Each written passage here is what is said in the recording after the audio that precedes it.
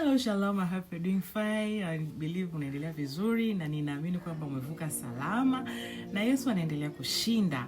Na niko hapa kukuambia tu happy new year, na naomba kwa haraka sana kwa nisipoteze muda niende direct to the point.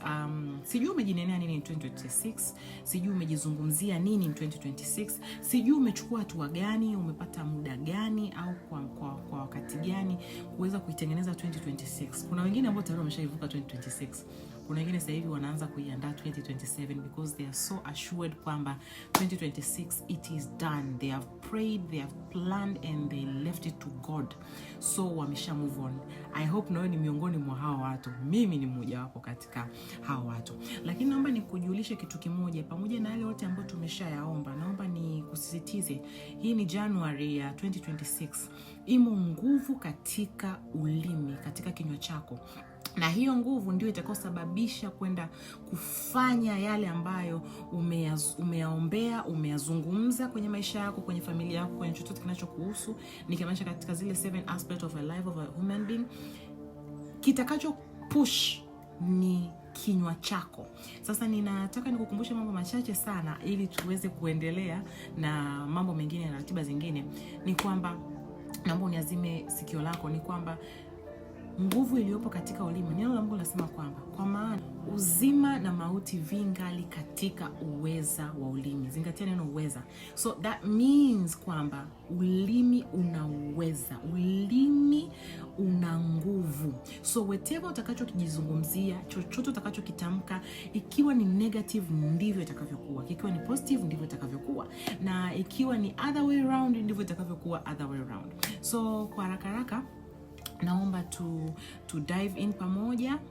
Kila unapozungumza, let's say unapokuwa labda unaongea unasema nimechoka, mimi sina hela, mimi sina kazi, mimi sitaka nije nifanikiwe, naomba nikwambie kitu kimoja kwamba ubongo wako, akili yako, your consciousness vinapokea kama mbegu.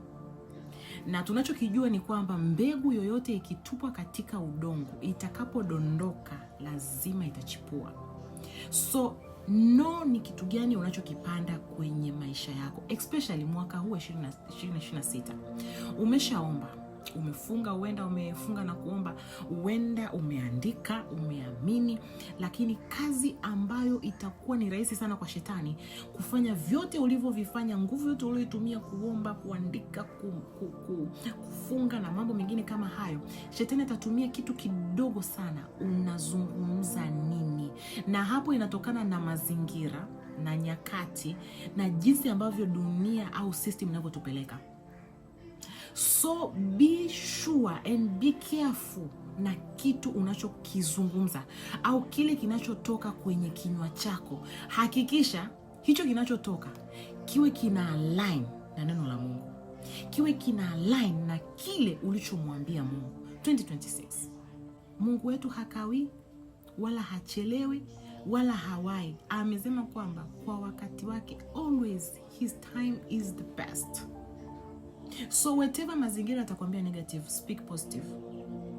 Whatever kazi itaongea negative, speak positive kwenye kazi. Biashara uelewi ni nini, speak positive.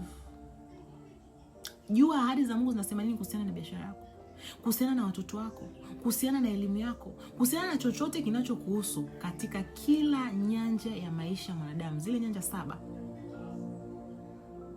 Okay? So jitahidi sana. Na kitu kingine ambacho naenda kuzungumzia cha pili ni kuhusiana na mitandao. Social media can be destructive most of the time kama hutaweza kuhandle na kucontrol mitandao. Mafanikio ya watu kwenye mitandao, vitu vinavyokuwa possessed na watu kwenye mitandao, isikufanye ukaanza kuji disqualify, ukaanza kujiona mimi bado sijafikia hiyo level. Never. You have spoken, it shall be done. Haijalishi unaona nini mbele yako. Ndio maana Musa alipofika pale baharini, Mungu akamuuliza, una kitu gani mkononi mwako? Akamwambia, nina fimbo.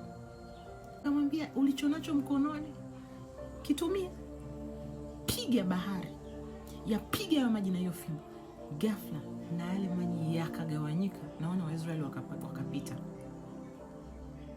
Just know, wewe kama muamini, naongea na watu waliookoka ambao mnamkiri Yesu kwa Bwana na Mwokozi wa maisha yenu. Unaweza ukawa huna pesa, huna connection, huna chochote ambacho kinakuqualify wewe kuwa katika position fulani. I'm here to tell you, you have the word of God. Neno linasema nini? Wewe ni mwana wa mfalme, wewe ni mwana wa Mungu. Anasema hivi, kwa sababu tushafanyika kuwa watoto wa Mungu, basi tu warithi pamoja naye. The most expensive gift that we have duniani kote, sio gari, sio simu fulani, sio kitu gani, sio majumba, it's the word of God. Ni kitu cha thamani sana ambacho tumeachiwa hapa duniani sisi kama believers. And the best gift that we have the Holy Spirit, ambaye ni mwalimu, mshauri, mfariji. Amekaa katika kila engo ya maisha yetu kufanya kazi moja tu, ufalme wa Mungu kutimilizika duniani kupitia mimi na wewe, lakini only tukialign na neno la Mungu. So mitandao, mazingira, watu waliokuzunguka wanaweza wakawa chachu ya wewe kukupush kufikia hatima yako, kufikia ndoto zako, lakini wasiwe chachu ya kukupush wewe kujidisqualify na kujiona huna thamani. Ukijiona kwamba huna kitu, rudi ukasome Biblia. Jifungie chumbani kwako, go and read your Bible. Know the promises of God upon your life. So ambacho najaribu kukuambia ni kwamba usiruhusu mazingira yakakudefine, yakakukatisha tamaa. Usiruhusu watu wakukatisha tamaa. Na kitu kingine ambacho nitamani kukizungumzia, ambacho nadhani kitakuwa cha mwisho, ni kuhusiana na watu unaojiassociate nao, watu waliokuzunguka. Always stay with positive people. Neno la Mungu linasema hivi, kama chuma kinavyonoa chuma, ndivyo rafiki amnoavyo rafiki yake. Ukikaa na watu waliokata tamaa, yani wanaoongea tu au kukata tamaa, utakuwa among them. Ukikaa na watu ambao ni watu tu ni manunguniko, and they always murmuring, you will be one of them. Kwa sababu kile ambacho unajisogeza nacho karibu, kile ambacho unakivutia karibu, ndicho kinachokudefine wewe ni nani. Hakikisha unajiassociate na watu ambao, kama wewe umeokoka na umeamua kuanza safari yako wewe na Mungu, kaa na watu wanaomjua Mungu. Kaa na watu ambao hawana michanganyo. Kaa na watu ambao wanalijua neno. Utasema mimi sipendi kukaa na watu, mimi ni introvert. I'm one of them. What to do? Sikiliza neno la Mungu. Unatoka kwako, hakikisha earpods, sijui unakuwa kwenye usafiri wako, sikiliza neno la Mungu. Unaenda, sikiliza neno la Mungu. Worship, praise, worship, praise, neno la Mungu. Soma neno. Listen to the sermons. Itaboost imani yako, itakupush. Kwanza kufikiria, hivi leo ameposti nini fulani? Hivi yule mbea wa taifa ameposti nini? Inakusaidia nini? 2025 inakusaidia nini? Zaidi ya kumalizia bando, huna unacho gain. Unakaa kuanzia asubuhi mpaka jioni, hakuna chochote ambacho umewekeza kwenye ufahamu wako. Nikimaanisha knowledge. Sasa inaweza ikawa knowledge of God, knowledge katika your career, your business. Jifunze vitu vipya. Unafanya biashara yako, angalia unafanya, nifanye nini ili niweze kukua. Basi sawa, hujasoma hata Biblia, hata mstari mmoja, hata Zaburi moja hujui, heri mtulia si kwenda, huijui. So hakikisha unawekeza katika knowledge.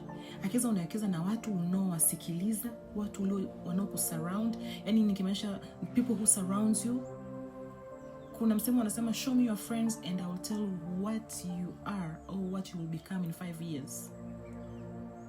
Neno la Mungu limetuambia chuma unoa chuma.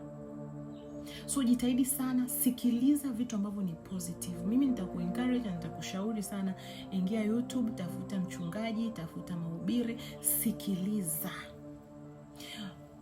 uwezi kusikiliza, wewe unapenda kusoma, read the Bible. Soma vitabu. Vinaweza visiwe basically based on faith things, lakini vinaweza kuwa kwa ajili ya knowledge na vitu kama hivyo. Invest in yourself. Lakini while you invest in yourself, we speak victory. Hakuna kushindwa. Hakuna kujizungumzia kushindwa. Hakuna kukata tamaa. That is the only way the prayers and everything ambavyo umeviandika kwenye notebook yako, umeviombea kwa ajili ya mwaka 2026 vitatimia. Hili ndio ambalo nitakuacha nalo kwa siku ya leo, ni kwamba maneno yako ndio mawazo yako, mawazo yako ndio matendo yako, na matendo yako ndio uhalisia wako.